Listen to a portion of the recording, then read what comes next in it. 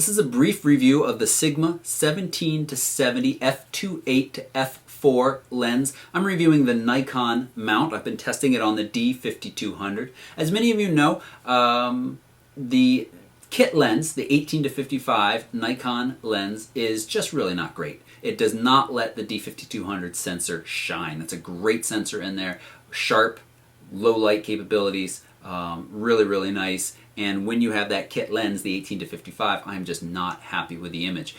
Putting a different lens on and you get much better results. This is one of those different lenses you can put on. It's selling for about $450 to $500. This is the updated version, and you can see that it looks kind of like Sigma's newer lenses. And in the past, Sigma has had some quality control issues. They really seem to have gotten that under control. And I've only tested one copy, so I can't make any kind of statements about if they're all good or not.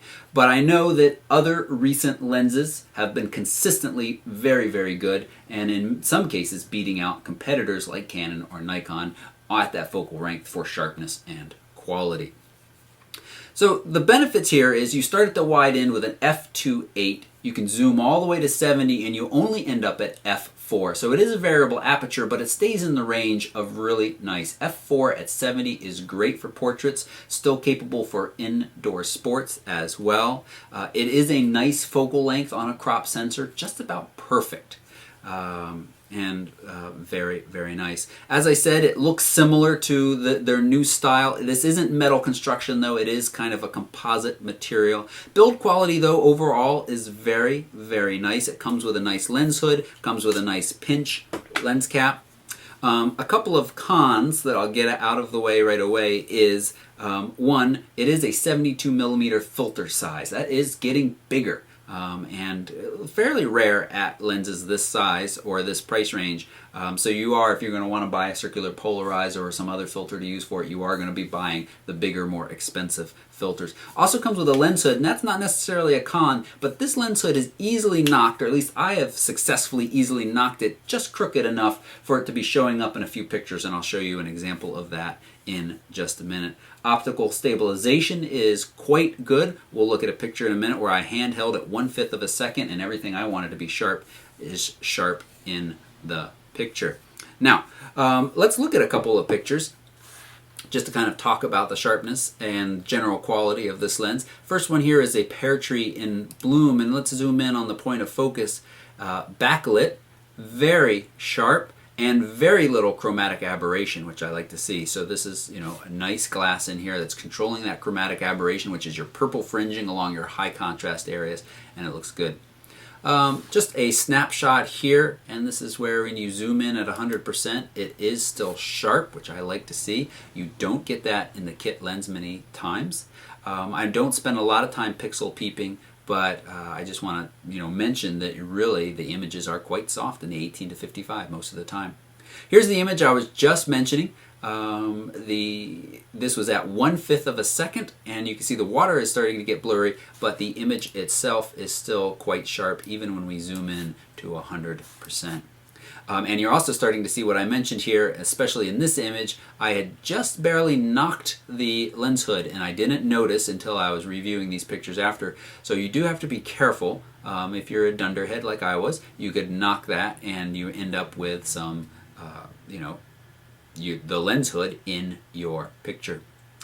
Some pretty little forget-me-nots, and again we can zoom into 100% here. These stems were in focus and quite sharp. It does call itself a macro lens. It doesn't really get any closer than the kit lens, but the quality again is much better. A road in springtime.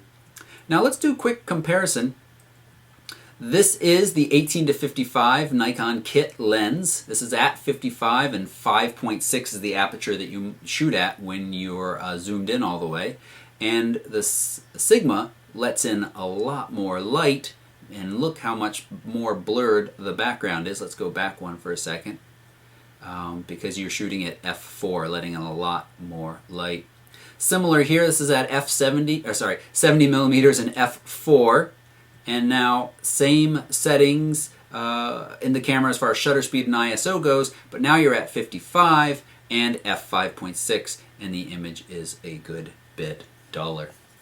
So I label this thumbs up, 5 stars, whatever you want to call it. As I said, the cons really are just that the filter size is on the larger size. Watch the lens hood. It's nice that it does come with a lens hood. Build quality is excellent.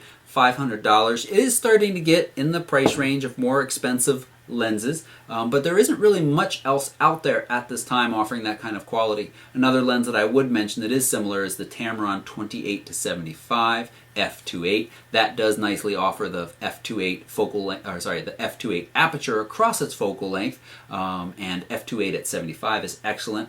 I find that focus to be a little bit slower. It of course also does not have image stabilization, and it starts a lot more narrow with 28 instead of 17. You do get some distortion at 17 with this lens, but nothing that can't be corrected in Lightroom. I think that's all I wanted to say about it. Certainly a viable alternative to the kit lens. And if you have any questions about that, it is sold in mounts for both Canon and Nikon and Sigma's own cameras. Just leave a question down below if you have any, or come over and find me on Facebook. Thanks so much for watching, and please subscribe.